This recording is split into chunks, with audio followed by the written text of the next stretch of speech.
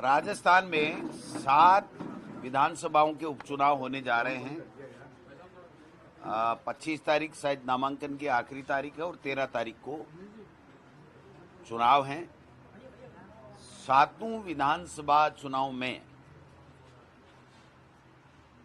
Bharatiya Janata party को 0 सीटें मिलेंगी और वो इसलिए मिलेंगी कि जिस आस और उम्मीद के साथ में भारतीय जनता पार्टी की सरकार यहां पर राजस्थान में जनता ने बनाई थी, उस आस और उम्मीद को मुख्यमंत्री के चयन, मंत्रिमंडल का गठन, ब्यूरोक्रेसी के ट्रांसफर, योजनाओं की क्रियान्विति, बजट, इन सब चीजों में निराशा हाथ लगी है। कहीं भी जो वादा किया गया उसके मुताबिक कोई काम नहीं हुआ है और ये पर्ची की सरकार भ्रमण, भाषण और भ्रमित पे पहुंची और उसके बाद में सर्कस बन गया। मंत्रियों ने इस्तीफे दे दिए। भारतीय जनता पार्टी के प्रदेश मुख्यालय में बैठ करके कैबिनेट मंत्री ये हाथ जोड़ के कहता है कि मुख्यमंत्री जी, मैं आपसे निवेदन करता हूं, मेरा इस्तीफा स्वीकार कर लो, लेकिन आज तक उनके इस्तीफे का कोई फैसला नहीं आया। एक दिन मंत्री की डिजायर लेटर पैड पे साइन करते हैं, दूसरे दिन विधायक पे करते हैं। मंत्रिमंडल की बैठक में शामिल होते हैं तो जनता ये मानती है कि वो मंत्री हैं और दूसरे दिन कहते हैं मैं तो ऐसा ही पेपर की भर्ती निरस्त कराने गया था, मेरा मंत्रिमंडल से कोई वास्ता नहीं है। तो इसलिए लोग बागों के एक जुबान पे आ गया कि ये सर्कस है और अब यूटर्न सरकार बन गई है। और यूटर्न सरकार इसलिए बन गई कि एक भी फैसला ये अपना लागू नहीं करवा पा रहे हैं। आप देखिए, शिक्षा विभाग जैसा विभाग जिसके अंदर इन्होंने पहले कहा था कि 100 दिन में हमारी ट्रांसफर पॉलिसी को हम शामिल करेंगे, इन्होंने वापस यूटर्न ले लिया। अंग्रेजी मीडियम महात्मा गांधी स्कूलों को हम हिंदी मीडियम में कन्वर्ट कर देंगे, इन्होंने यूटर्न ले लिया। उसके बाद में मोबाइल पर प्रतिबंध लगाया, उसको वापस ले लिया। फिर उन्होंने कहा कि प्रारंभिक शिक्षा पंचायती राज से 6D के माध्यम से हम माध्यमिक शिक्षा में इनको ट्रांसफ़र करेंगे, वो वापस ले लिया। फिर कहा था कि जो सरप्लस टीचर्स हैं, जो अगेंस्ट पोस्ट बैठे हुए हैं, उन लोगों को हम समायोजन करेंगे, जो रिक्त पोस्टें हैं उनके ऊपर, उन्होंने वो भी नहीं किया। फिर मंत्री जी ने कहा कि दूध योजना बंद करके हम मोटे अनाज की योजना लाएंगे, उसको भी नहीं किया। और कल तो हद ही हो गई जब एक ट्रांसफरों की लिस्ट आई और 3 घंटे बाद में वो निरस्त हो गई। आना और निरस्त होने से बड़ी बात यह है कि मंत्री ये जवाब दे कि कुछ त्रुटियां रहेगी उसको सुधार करेंगे और यूडीएच मंत्री जारी करते हैं कि हमारे सेवर सदस्य जो नगरपालिका, नगर परिषद, नगर निगमों में, उसको भी 24 घंटे में निरस्त हो गई। तो मैं समझता हूं कि ये यूटर्न सरकार बन चुकी है, इसलिए जनता का इनसे मोह भंग हो चुका है। जनता के वेलफेयर के लिए इन्होंने गर्मियों में न पानी की व्यवस्था की लोगों के लिए, न बिजली की व्यवस्था कर पाए। बरसात में सड़क टूटी पड़ी है, उनकी बात नहीं कर पाए। बरसात में किसान की फसल खराब हो गई, उसका मुआवजा की बात नहीं कर पाए। कोट पैंट सिला लिए और विदेशों में भ्रमण कर रहे हैं और विदेशों में कोई इनसे मीटिंग ही नहीं कर पा रहा है। होटल में बैठ करके और पर्यटक की तरह घुमाई कर रहे हैं। तो ये राजस्थान की जनता देख रही है और इस चुनाव में मैं समझता हूं कि उपचुनाव के अंदर इनको सबक सिखाएगी कि आप जनता के लिए, जनता ने आपको बनाया था, इसलिए जनता के लिए काम कीजिए। आज एक एमएलए ये नहीं कह सकता कि मैं इस सरकार में ये काम, सही काम भी करा सकता हूं। एक मंत्री नहीं कह सकता, मुख्यमंत्री नहीं कह सकता। ब्यूरोक्रेसी का भी मनोबल टूटा पड़ा है। 3-4 ग्रुप हो गए हैं, कोई किधर खींच रहा है, कोई किधर खींच रहा है। तो ऐसे में राजस्थान में जनता ने सरकार बनाई, लेकिन सर्कस देखने को मिल रहा है। गुड गवर्नेंस नाम की चीज नहीं है। आप बताइए कि एसपी की अगर उसी के मातहत कार्मिक अगर उसकी लोकेशन ट्रेस कर रहे हैं और आज तक सरकार की तरफ से कोई एक्शन की बात नहीं आ रही है, तो ये महिला सशक्तिकरण की या महिला अपराध को रोकने की दिशा में कोई काम करने की बात ये लोग कैसे कह सकते हैं? आए दिन हमारी नाबालिग बेटियों के साथ में बलात्कार हो रहा है, माफिया हावी है, चाहे वो खनन माफिया हो, लैंड माफिया हो, और ये तो एक ही एक बात कर रहे हैं। रोजाना पढ़ने को मिलता है, 2 मंत्री कहते हैं कि एसआई की भर्ती निरस्त होगी, तीसरा कहता नहीं होगी, चौथा अफसर कहता है कि ये हो गया, पांचवा कहता है ये हो गया। भाई साहब, ये सर्कस दिखाना तो बंद करो, जो निर्णय लेना हो निर्णय लो और नई भर्तियां निकाल करके नौजवानों को, बेरोजगारों को रोजगार देने का काम करो। 10 महीने बाद भी कांग्रेस की सरकार को कोसते रहेंगे और ऐसे पेश करते रहेंगे कि साहब पेपर लीक हो गए। पेपर लीक भाई साहब देश में भी हुए हैं। नीट का पेपर लीक हुआ, एफआईआर लॉन्च हुई, 140 के खिलाफ चार्जशीट पेश कर दी, तो वो पेपर लीक क्यों नहीं हुआ? 25 लाख का पेपर था। हमारे समय में नीट का पेपर लीक हुआ, निरस्त किया, दोबारा भर्ती कराई और नियुक्ति दे दी लोगों को। लेकिन उसको आप कितने दिन टूल बना बना के आप झूठे बदनाम करते रहोगे। जिसको जो अपराधी मिल रहा है सरकार को, वो अपराध के खिलाफ काम करे, लेकिन अब ये सर्कस दिखाना बंद करे और गुड गवर्नेंस करे, योजनाएं अच्छी जनता के लिए लेकर के आए, जनता के बीच में जाकर के उसकी समस्या सुने। आपने देखा होगा तमाशा बना दिया इन्होंने। एक दिन 2.5 घंटे या 1.5 घंटे बीजेपी के कार्यालय के अंदर जन सुनवाई हुई और दूसरे दिन ताला लग गया। वो कमरा ही नहीं खुला, कहते हैं सुकूनी नहीं है, अब सुकूनी कमरा है, तो कोई दूसरा बना लो भाई। जन सुनवाई हमने कांग्रेस की सरकार के समय, मैं अध्यक्ष था, मेरे से पहले भी हुई थी, मैंने भी कराई। जन सुनवाई होती थी, 100 200 300 आदमी आते थे, हम उसकी सरकार में भेजते थे, कुछ का काम होने वाला हो जाता था, नहीं भी होता था, वो अलग बात है। लेकिन जनता को एक केंद्र मिला हुआ था कि भाई हम जाकर के हमारी बात कह सकते हैं, हमारा परिवेदना दे सकते हैं। यहाँ तो कोई परिवेदना लेने वाला ही नहीं है, कोई सुनने वाला ही नहीं है। जब मंत्री खुद ये कहे कि मैं मंत्री हूं ही नहीं, तो आप बताओ जनता किसके पास में जाए? और एमएलए ये कहने लगे, जनप्रतिनिधि, कि हमारी चलती नहीं है। आप अधिकारी 2-4 के नाम वो बोलते हैं, मैं नहीं बोलूंगा, तो उनके पास जाओ। तो ये क्या हो रहा है? ये तमाशा नहीं हो तो और क्या हो रहा है? इसलिए हमने तैयारी कर ली है 7 उपचुनाव की। हमने सीनियर ऑब्जर्वर एक विधानसभा के लिए बना दिया है और हमारे संगठन के 2 पदाधिकारी होंगे और बाकी चुनाव के लिए 4-4 5-5 सीनियर जो हमारे एमएलए, एक्स एमएलए, ऐसे लोगों की हमने वहाँ पर टीमें बना दी है, जिसकी घोषणा आज हम लोग कर देंगे।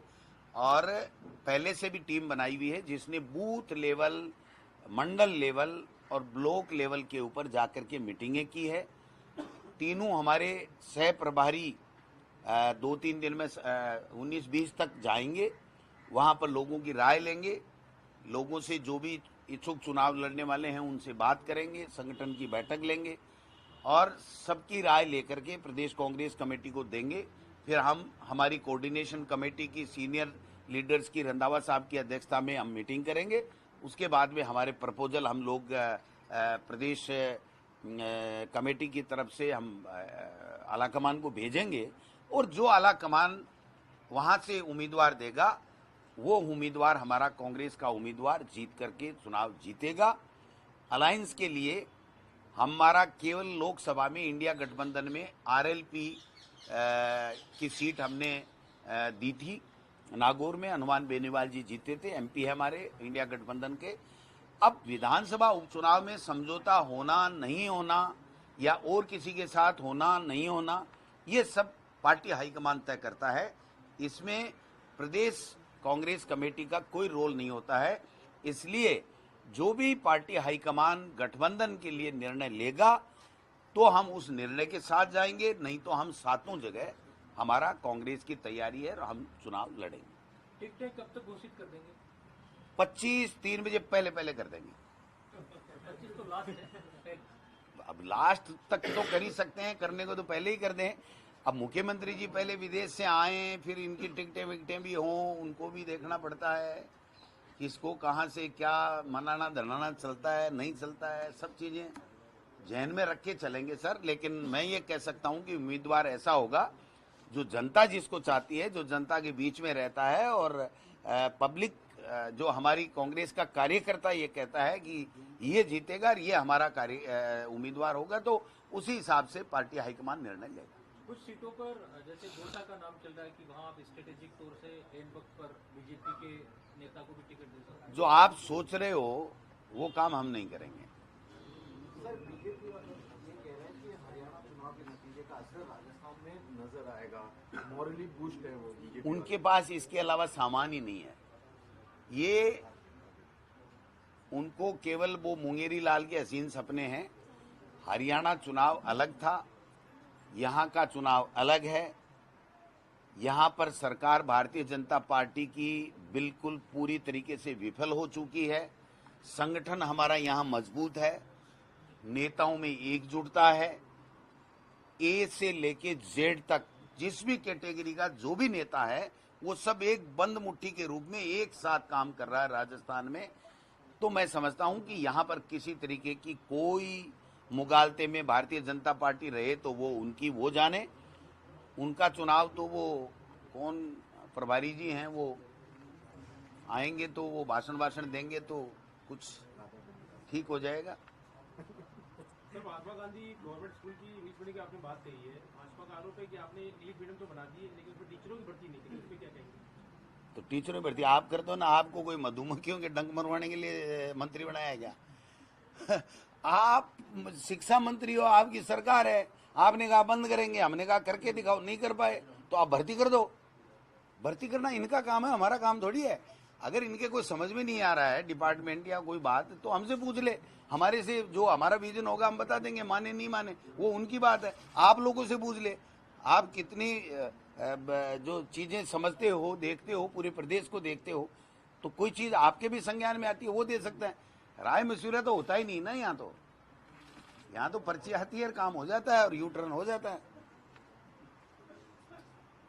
हनुमान बेनीवाल आप पर तंज कस रहे हैं और आप उन्हें सम्मानीय बता रहे हैं। आपको क्या तकलीफ है भाई, मेरे पे कस रहे हैं नहीं कस रहे हैं? हमारा सम्मानित सांसद है ना, तो कहाँ दिक्कत आ रही है? आप तो देख रहे हो कि कुछ न कुछ लेके जाऊं, लेकिन वो गोविंद डोटासरा पहले वाला नहीं रहा। सर, बीजेपी ये भी कह रही है कि डोटासरा जी ने ठेका ले लिया है आरोप लगाने काय का? सरकार। तो मैंने कहा यू टर्न किया नहीं क्या? मैंने तो बताया एक और बता दूं 20 एक भाई। यू टर्न यही तो ले रहे हैं, 3 घंटे में ऑर्डर निरस्त कर रहे हैं, 24 घंटे में ऑर्डर निरस्त कर रहे हैं। इनके खुद के बोले हुए शब्द मैंने लिए हैं, वरना तो मैं तो 400 पेज की कॉपी भर दूं इनके यू टर्न की। तो मैं क्यों आरोप लगाऊंगा? मैं सीधा साधा आदमी, मैं जानता नहीं। आरोप तो ये लगाते हैं जो कईयों ने तो भोग लिया और कई भोग लेंगे। जी, महिला सुरक्षा का जो मुद्दा किया है, डीएसपी की लोकेशन ट्रेस की गई, उसी विभाग के पुलिसकर्मियों द्वारा कार्रवाई के नाम पर उनको सस्पेंड किया गया। आगे किस तरह की कार्रवाई का जिक्र करें, क्या होना चाहिए? कौन करे? तो मुख्यमंत्री तो विदेश में है और मुख्यमंत्री जी गृह मंत्री हैं, तो अब किरोड़ी जी तो ये फैसला कर नहीं सकते। तो कौन करे? मुख्यमंत्री करे। उनसे पूछो, बीजेपी की बेट देखने वाले आपके जो मित्र हैं उनको कहो कि मुख्यमंत्री जी से पूछो, भाई आप गृह मंत्री हो, कब तक इनके खिलाफ क्या करोगे? मैं तो क्या कर, मैं तो यही कह सकता हूं कि ये बातें अच्छी नहीं है, ये बातें अच्छी नहीं है। आप महिला सशक्तिकरण की बात कर रहे हो और एक आईपीएस अधिकारी जो देश की सबसे बड़ी नौकरी होती है, अगर उसका मातहती उसकी लोकेशन ट्रेस कर रहा है तो ये हमारे लिए, पूरे प्रदेश के लिए गंभीर बात है। इतनी सी बात है, बाकी तो वो जाने उनको कार्रवाई करनी नहीं करनी, क्या करनी, जांच करनी नहीं करनी, वो तो उनके हाथ में है ना सब। वो तो अभी तो कांग्रेस वालों की जांचें करने में लगे हुए हैं, उनको फुर्सत कहाँ है अपनी जांचें करने में? उनकी जांच तो हम कराएंगे, समय आएगा 3-4 साल बाद में। आप उतना ही टाइम लोगे, फटाफट कर दो। है टाइम उतना ही लोगे, फटाफट कर दो। बोलो सीटा पूरा तोल जो, बोलो ताकड़े पर बैठाए तो शुरू गद्दी पर है। वो देखागा 4 साल बाद में, हाल तो टाइम है भाई। सर, उदयपुर में जो गोकुंदा में कैंसर द्वारा हमले हुए आदिवासियों को मुआवजा नहीं मिलने पर वो बहुत गंभीर बात है, बहुत ही गंभीर बात है। 9-9, 10-10 लोगों की जानें चली गई और ये सरकार की संवेदनहीनता की पराकाष्ठा है कि उसमें कोई चर्चा ही नहीं। इनके तो सुबह उठो तो अखबार में देखो ऐसा ही भर्ती का क्या आया खटका। तो भाई इस खटके को बंद करो, इस सर्कस को बंद करो, जो करना है फैसला ले लो और आप गुड गवर्नेंस दो। जो पीड़ित लोग हैं, परेशान लोग हैं, उनकी मदद करो, ये काम करो। कर ही नहीं रहे कुछ। मैं क्या करूं, कितना कहूं। बीजेपी सांसद ये कह रहे हैं कि आदिवासी पार्टी ने पैंथर को छोड़ रखा ताकि आदमपुर पैंथर मंगवाया किसने बोला? बीजेपी सांसद बोल रहे हैं। कौन, कहाँ का? उदयपुर का। वो ही जाने भाई, उनके ज्ञान पे मैं तो टिप्पणी करने लायक हूं नहीं। मैं तो करूंगा आदिवासियों को मुआवजा तो समय पर नहीं, मिलना चाहिए ना। हमने दिया था ना, हमारी सरकार के समय टाइगर से अटैक से हो गया था, उसको पैसे दिए थे हमने। 8 लाख तो मेरे ध्यान में, ज्यादा का मैं नहीं कह सकता। बातें तो कही हैं, कैंसर के मामले में अलवर में दिए। तो फिर बताओ। अब ये तो कुछ कर नहीं रहे ना भाई साहब। तो ये तो भ्रमण पे निकले हुए हैं ना। सर, ये बाइपोल के पहले एआईसीसी ने गहलोत जी और पायलट साहब को महाराष्ट्र भेज दिया, तो इस पे आप क्या कहेंगे? तो नहीं भेजना चाहिए। नहीं, वो इसलिए भेज दिया कि ताकि यहाँ पे ज्यादा टाइम ना, उनके बीच क्यों? जो राइवलरी है उसको। क्यों यहाँ? चुनाव से डाइवर्ट कर दिया गया सर। हाँ, यार बड़ा जोरदार सवाल है। क्या बात है, क्या बात है। लाया कुछ मिला नहीं इतनी देर में, इसलिए अब कुछ न कुछ। इधर सवाल तो है। कुछ नहीं, कोई सवाल नहीं। वहाँ की जिम्मेदारी भी निभाएंगे, यहाँ की उपचुनाव को भी देखेंगे और दोनों ही हमारे वरिष्ठ नेता हैं। पूरे हिंदुस्तान में भी काम करेंगे, राजस्थान में भी काम करेंगे और सब मिलकर के इस भारतीय जनता पार्टी का सुपड़ा साफ करेंगे। राजस्थान में 7 सीट का आपने अब थारो पेट भरियो को क्या खबराऊं। तो कुछ कहीं घड़ी के दिए चलाया तो 7 सीट का कल हो गया है। अब प्रचार कैसे करेंगे? कुछ अब प्रचार में क्या प्रमुख मुद्दे रहेंगे आपके? वो तो मुद्दे तो भाई साहब इन्होंने ही दे रखे हैं, हम तो क्या मुद्दे लेंगे बताओ, कर लेंगे। हनुमान बेनीवाल के साथ कोई तालमेल बैठा है क्या? हनुमान बेनीवाल हमारा इंडिया गठबंधन का सम्मानित सांसद है। तो तालमेल ये है, कब आपको कब टूटा मिला तालमेल? कोई टूटा मिला आपको? तालमेल ये इंडिया गठबंधन का सम्मानित सांसद है। हाँ, सब मिलकर के लड़ेंगे। बीजेपी